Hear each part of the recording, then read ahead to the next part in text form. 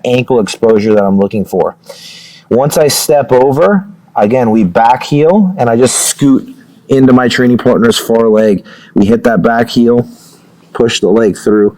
Okay, and we're in good position here. Okay, so there are other ways that we may end up in underhook half guard, obviously.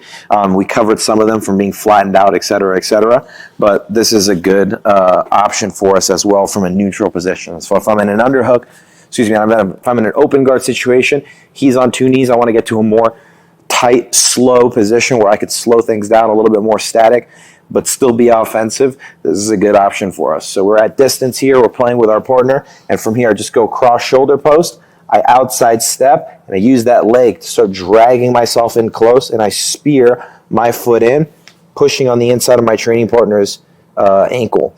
As I step on the ankle, we scoot in, cut our elbow underneath, and we come through and into this position here, okay? Once I get into this position, that foot offers us that ankle exposure. We back heel with this leg. I roll into my training partner's leg with that scoop grip. We perform the lower leg shift, and again, we're keeping in mind pointing our knees to the floor, hipping in, and getting to a nice tight waist where I control that far hip, driving my hips in, all the things that we talked about in the previous clip. Okay, it's just a good option for us, okay, for going from open guard, okay, to an underhook half guard. All right, guys, let's look at the directions of attack, okay, from the underhook, okay? We could put this into a trilemma, okay? There's going to be three situations that are going to bounce off of each other. As we go into one and your opponent defends one of those options, it will open an opportunity for another and then another. So there's three directions we can look at. We're going to look at reversals, okay, in two directions.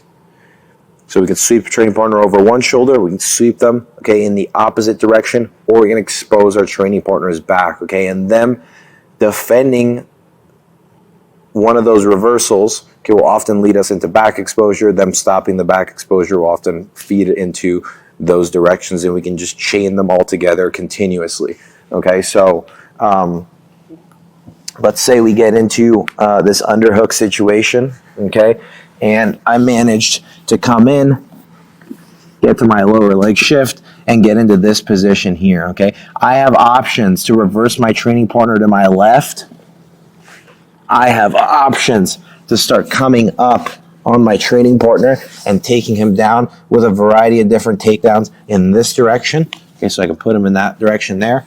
I also have the option to, from either one of these situations, potentially get behind my training partner, okay? And from here, there's going to be situations where I could start looking to expose, okay, my training partner's back. If he denies me the reversal in a given direction, we can potentially go in and start looking to expose our training partner's back, okay? So we're going to look at techniques now and how we can start chaining them together, but just understand that all the techniques that we're going to look at individually, we are going to also touch on putting it into a context where we have these three directions and we're looking to exploit all three of these directions in combination. Okay, so as he resists one, we combine and we chain it to the other. One of the things about half guard, which can often be I think misunderstood, is that because it is a static and slow and holding position, in particular with this underhook, a lot of people don't think about follow-up or chain attacks very much. So it's very important. That's something that I had to learn a lot from playing half guard, was we would try to get moves going, and a lot of times they would fail because I wasn't creating enough of this back and forth chaining, which a lot of times from a position that's very static, it doesn't seem like something that would happen naturally, but it is something that you have to keep in mind and practice with intention. You have to intentionally be able to read your training partner's resistance and start attacking in chains, okay, and in multiple directions. So as we start going through these techniques and this series from the underhook, you're going to see how these connections go into play. All right, guys, so now let's start looking at the first direction that we can go in and start attacking. Okay, we have this tight waist in place. When we have a tight waist in place, when we have an underhook in place, your training partner is going to have to put on a whizzer, okay? When they put that whizzer on, that's the only thing stopping them from, or stopping you from getting behind and to their back. But when we're in that tight waist position, okay,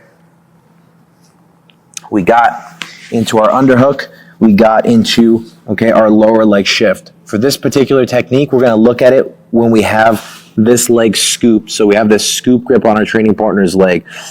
Your opponent has a whizzer, okay? You have the underhook, they have the whizzer, and from here, that's the only thing stopping you from getting behind them. However, because they're committed to that whizzer, they don't have a base of support, okay, to our left, okay, or their right, that one direction, that first direction that we were talking about. So we have this scoop grip in place. Now we can start threatening our training partner to our left. So let's change the angle a little bit. So we have this scoop grip in place. We're pulling ourselves in tight, remembering all of the elements that we talked about to make sure that we have a solid underhook position.